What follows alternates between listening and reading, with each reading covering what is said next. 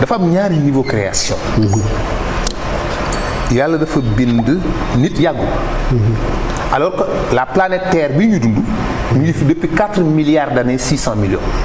te doomu aadama bi mu amee léegi ça fait juste 10 000 ans. lan moo xewoon avant 4 milliards d'années 600 millions lan moo fi nekkoon. te nit bi mu xewee léegi ça fait juste 10 000 ans. mbindaafu yi fi doon dund. nu ñu meloon nu ñu dundee fu ko yàlla créé. li njëkk a dund ci suuf c'est des bactéries ce qu'on appelle les unicellulaires. les unicellulaires avant que ñuy exister même dafa am noyau. dafa am plan dafa am ADN yàlla ADN la njëkk a créé moo tax d'après les scientifiques dañu jàpp ni ADN yooyu fu mu créé woo les premiers unicellulaires nu mu sosoo. dans les astromatolithes c'est des roches calcaires yoo xam ne dañu nekkoon dans les océans. mais ñenn dañu non l'eau est tridimensionnelle. l'eau est tellement instable que mënul permettre ces molécules de se constituer dans l'eau. ñu ne kon sur le noyau de comète peut-être les noyaux de comète oui parce que noyau de comète yi am na les briques de la vie mooy les éléments de base yi nga xam ne moo créé ADN. muy azote ammoniac soufre carbone oxygène hydrogène et cetera. et de l'argile mais gis nañ noyau comète yi dafay am yooyu day am ay ammoniac ay soufre et cetera c'est les ñu ne bu dalee ci kaw suuf si après mën na nekk taw yi ak éclairs yi parce que dafay laaj ay température ak ay refroidissement ak ay température ak ay ko refroidir pour mën a obtenir d'ailleurs benn scientifique benn biologiste américain Stanley Miller bi mu defee benn sondage loolu en 1955 dafa jël argile ammoniac soufre et cetera def ko ci benn tube de verre dugal ko ci ay température chauffé ko ba mu xaw a tàng mu génnee ko refroidir ko ba mu sedd mu ñëwaat ko chauffé waat ko jël ay électrode créer l'éclair taf pour xool ba xam dina am ay réaction après une semaine il a obtenu des demi-ADN des ARN au lieu des ADN ce qui veut dire que ni donc procédure boobu mu topp dafa mel ni baaxoon na yàlla noonu la ko créé la vie ADN yooyu la jël nag def leen mu nekk des bactéries ñu nekk des unicellulaires ñuy vivre dans les océans à l'intérieur des océans boobu ci kaw suuf si amagul oxygène bu nit mën a noyyi suuf si amagu ko amagul végétation benn particule ñax dundagul ci kaw suuf y avait que les océans géej gi rek moo fi nekkoon unicellulaires yooyu di fi dund mais nekkoon ay cellules yoo xam ni dañuy dundal seen bopp du amuñu ñam bu ñuy dund amuñu élément c'est des eucaryotes et c'était des procaryotes c'est-à-dire ils se produisaient eux-mêmes seen substance ñoo koy dundal seen bopp tàng par jant bi bu dalee seen kaw ci la ñuy réagir produit hormone bi nga xam ne moom la soxla moom pour dundewaat ko ci boppam c'est pourquoi on appelle des procaryotes. naka la mutation bi amee ba ñu dem di mutéo di def mutation bu indi jëmm nit. xam nga jëmm nit liggéeyu ci procédure boobu. yàlla dafa ñëw xëy jël ban bi. fabriquer jëmm ci. ok mais procédure bi. la yàlla commencé. d'abord la vie. elle-même la vie. Oui. Bactéries yooyu après ñoo rassemblent pour former des unicellulaires et des amas cellulaires ou plutôt des pluricellulaires. ok des tas de cellules des cyanobactériques. c'est ce qu'on appelle l'algue bleue. algue bleue yooyu ou algue bleu vert. en tout cas ñoo génn après dans les océans pour produire la végétation. bi végétation bi amee ba am oxygène nag. te li nga wax ni ay bactéries la quoi. c'est des bactéries. oui. yàlla détruire monde boobu. créé waat beneen monde. ah ok du ñoom ñoom mutéo ba ñëw nekk nit quoi. du ñoom mutéo ba nekk nit yàlla daf leen détruire tukkal àddina bu def na ko 5 fois. moo tax am na 5 extinctions massives wala 5 extinctions de masse ou 5 grandes crises biologiques. ok c'est ce qu'on appelle l'ordovicienne. le dévonienne le permienne. le triacé jurassique et le crétacé tertiaire. le triacé jurassique c'est l'époque des dinosaures. et le crétacé tertiaire. donc ces 5 extinctions massives moom moo njëkk a am yàlla reprendra la vie moo tax mu wax ko. xanaa yéen xoolu leen kayfa yubdihu Allahu xalqa. xanaa loolu naka la yàlla di débuter la création. xam naa gisu leen loolu awalam yéen wax xanaa gisu leen kayfa yubdihu Allahu naka la yàlla di débuter la création tàmbali naka la koy créer. yàlla ne siiru fil ardi dox leen ci kaw suuf. vous les paléontologues siiru fil ardi. vous les anthropologues. vous les archéologues. siiru fil ardi dox leen ci kaw suuf fanzuru seet leen. gas leen xool leen les couches calcaires.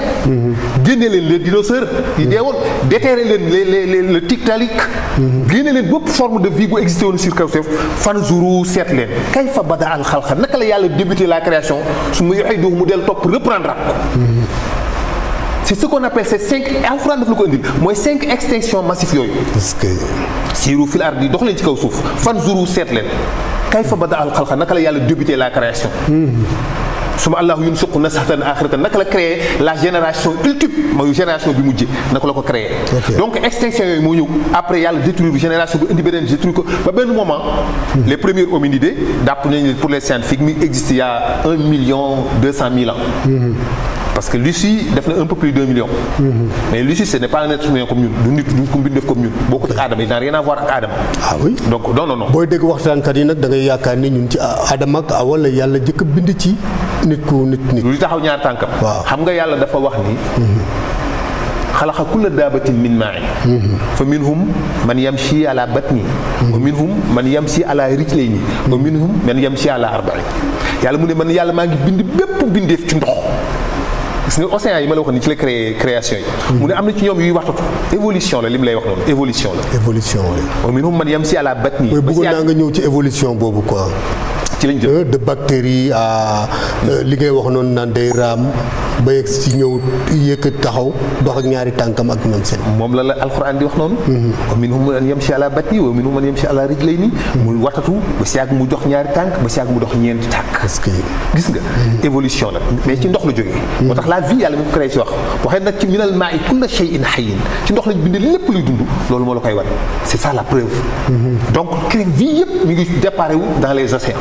mais après nag évolution yooyu yàlla daf koy détruire moo tax mënul nekk évolution nekkul nit mënul nekk golo gu évoluer parce que yàlla dafa détruire dafa arrêté. mais pourquoi on dit que l'homme vient du singe lu tax ñu ne nit ci golo la jógee. waaw xam nga ñuy wax loolu.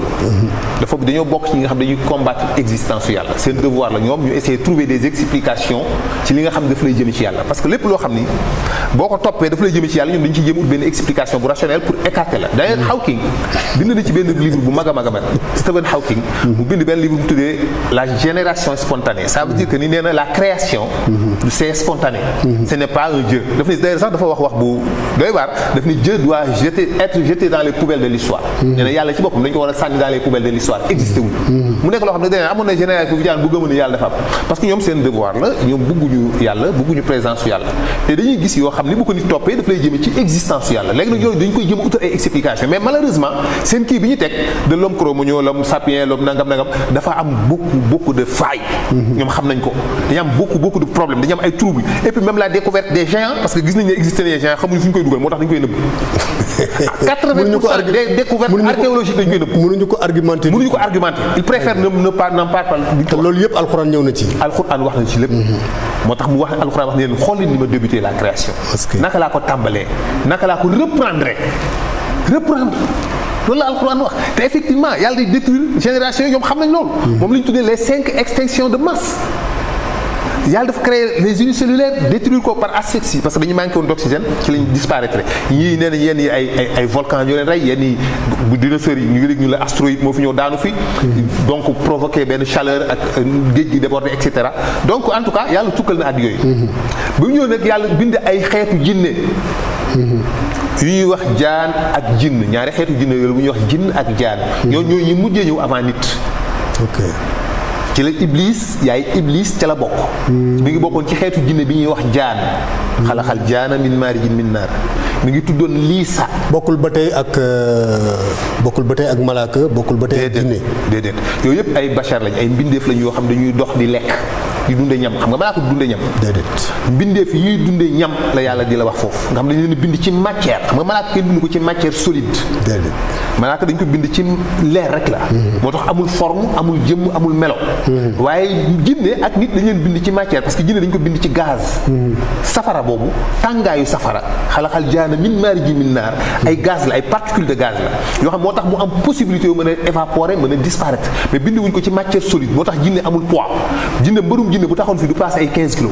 ah oui waaye man maa la ko wax mais am na doole gaynde mën na ko am mais du passé ay 15 kilos 10 jinne amul poids bu deewee doo gis mosoo dégg ñu ne fii jinne lañ suul bu deewee dans quelques minutes dafay décomposer benn niin rek moo fay des day décomposer waat très rapidement moo tax jinne amul armeel. yàlla mooy Karim. jëmmam noonu lañ ko bindee mais mbindeef la matière la parce que gaz boobu ay gaz la ay hydrogène la ay oxygène la ay carbone la donc c'est des gaz mais nit moom à 80% carbone la mais jinne à 80% c'est de l'hydrogène moo tax ñoom ñaar ñu différé carbone moo nekk la matière solide lépp loo xam ne luy dund la lu jëm ci lu mel ne luy tooy luy yàqu dafa am carbone moo tax ñu mën a def cette séparation isotopique du carbone 14 pour mën a datation du carbone 14 pour mën a comprendre loolu yow xeetu jinne yooyu ñoo fi nekkoon mu nekk ñaari xeetu jinne bu ñuy wax jinn ak jaan jinn ak jaan yooyu bi ñu fi nekkee di fi dund ba mu yàgg benn li ci xew ngi xam nañ ko benn ñenn ñi bàyyi jaamu yàlla ñenn ñi beew ci la yàlla soo ko yebale benn groupe malaayka ñu ñëw rey jinne ya ba ñu jeex fekk na jinne jaan yooyu ñoom rey nañ jinne yi ba ñu jeex groupe malaayka boobu ñu rey jaan yi ba ñu jeex ba mu des siisa muy yaayu iblis boobu moom lañ fa wàccoon ba ñu sànni gëlu safara ba mu ëmb am doom ji mu judd di iblis ñu tudd ko ibnu liisa moo tax ñu koy wax Isis ñoom ñu ko xam def ko seen yàlla di ko jaamu ñu déforme tur bi naan ko Isis en réalité c'est Liisa muy yaayu iblis ñu koy wax ibnu liisa léegi jaan yooyu bi ñu fi jógee am na sax ñu ñëw ci histoire ne Ibnu Lissa boobu moom moo fi nekkoon avant Adama ak Awa di ñëw bien sûr waaw Lissa moom moo fi nekkoon mooy jaan bu jigéen boobu nga xam ne moom moo ñëw di ubbi awraam ci kanam malaaka yi ñu sànni ko gëlu safara bi ci awra yi mu ëmb am doom ji judd di Iblis ñu tuddee ko Assasil mu def mu màgg bi ñu ko dindee bi mu amee grade bi ñu tuddee ko Assasil bi ñu ko dégradé ñu delloo ko ca doom ca ndey ji Ibnu Lissa muy doomu Lissa rek tout simplement doomu Lissa malaayka yooyu nag yàlla mu ngi leen yóbbu am na benn waay bu ñuy wax loolu de yaa ngi dellu si ci li ñuy wax ne nit bu bonee yaayam doomu yaayam rek lay nekk quoi certainement parce que moom jinne la du malaaka xam nga malaaka amul nafs pour mën a nekk kuy désobéir di xam bànneex di bëgg yu bon di am ay choix yàlla wax ni nit ak jinne rek ñoo xam bu ko yàlla nee jëmal gauche mu ne ko droite laa jëm kooku nit ak jinne rek koy def mais malaaka xamul loolu quoi dafa amul sax même appareil boobu bii tax mu naan non sama choix non moom obéir rek la xam même au fond bu gisul nii lii li gën la moom day obéir rek moom malaayka loolu la xam moo tax nag yàlla bind nag jinne iblis ñëw mën a am possibilité mën a taxaw yàlla ni ko jëmal gauche mënu ko jëmal gauche droite laa jëm